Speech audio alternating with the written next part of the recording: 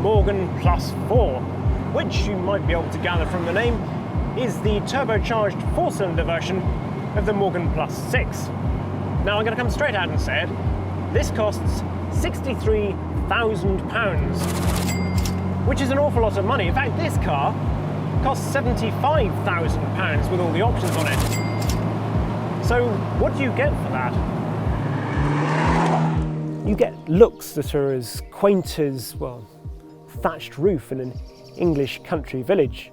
On this new car, they've even designed optional wire wheels that are as iconic as, well, a red letterbox. You get one of them.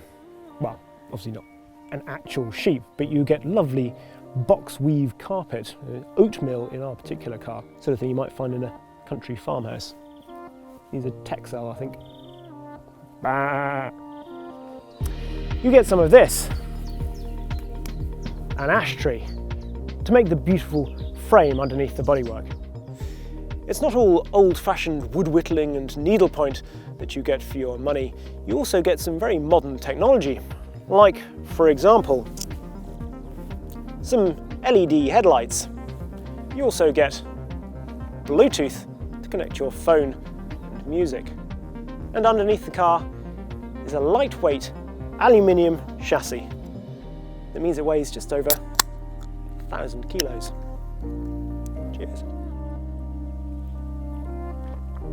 Oh, so good. Cream soda. That's got to be the drink equivalent of a Morgan, isn't it? So old-fashioned, but so good. Something else that you definitely get with this car is speed. The turbocharged 4-cylinder engine from BMW puts out 255 brake horsepower, perhaps more importantly 258 pounds-foot of torque. It really is mighty quick, particularly in the real-world situations, if you like, where it punches out of corners using all that torque, displaying so little inertia because it weighs, say, just over 1,000 kilos. That lack of weight obviously means the braking is very good too. The pedals are also nicely positioned for a bit of heel and toe.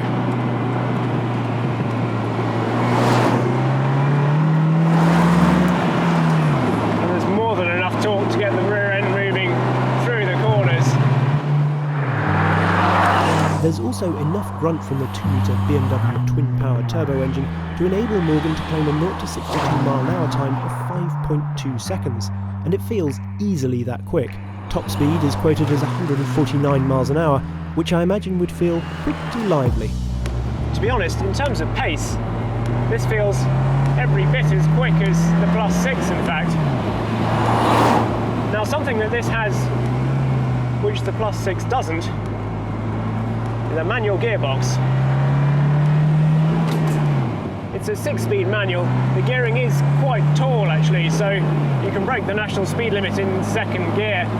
And 6th, well, that's certainly a touring gear, because at 70 miles an hour on the motorway, it's really just tickling along at 1,500 RPM.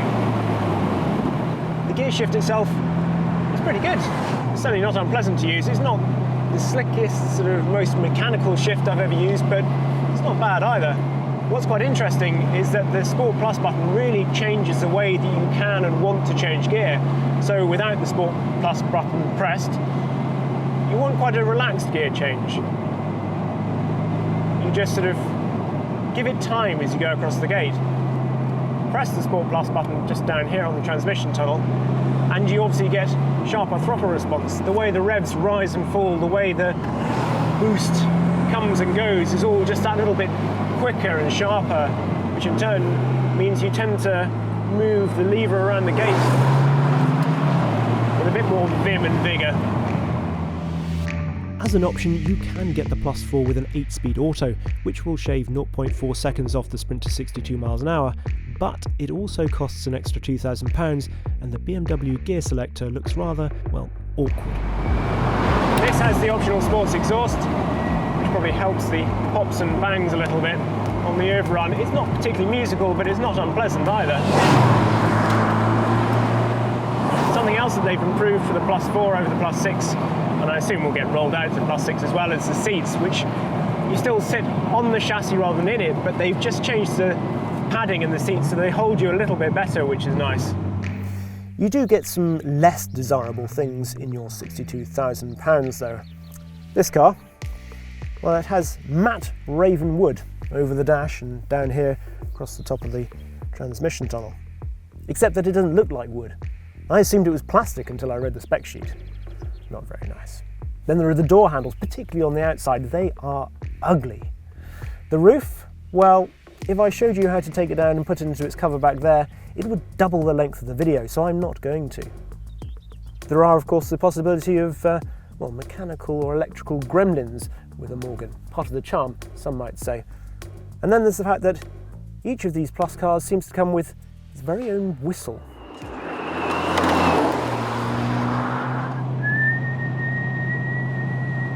Tea's ready.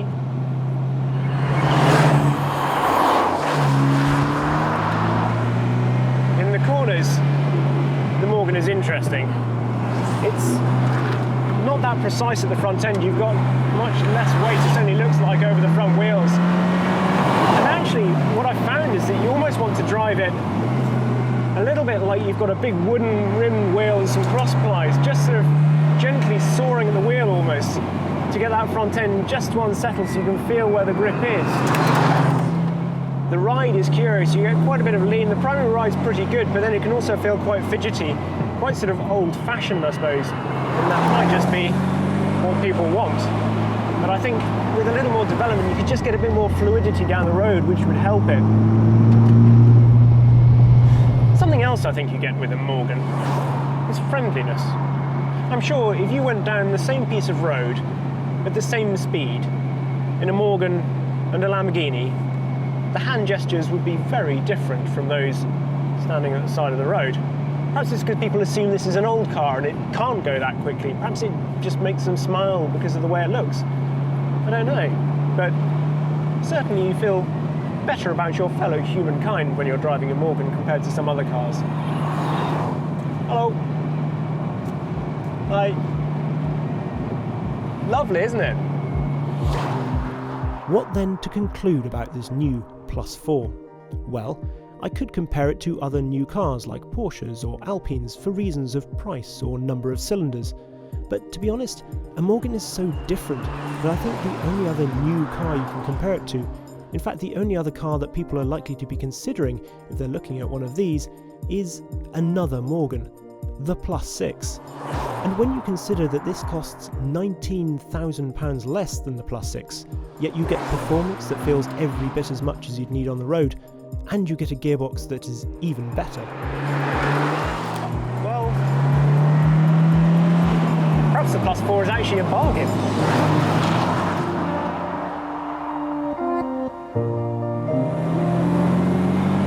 Apologies for the old cap, by the way, but if I didn't have this on, the lack of lockdown haircuts means I look a bit like Cousin It with a hairdryer.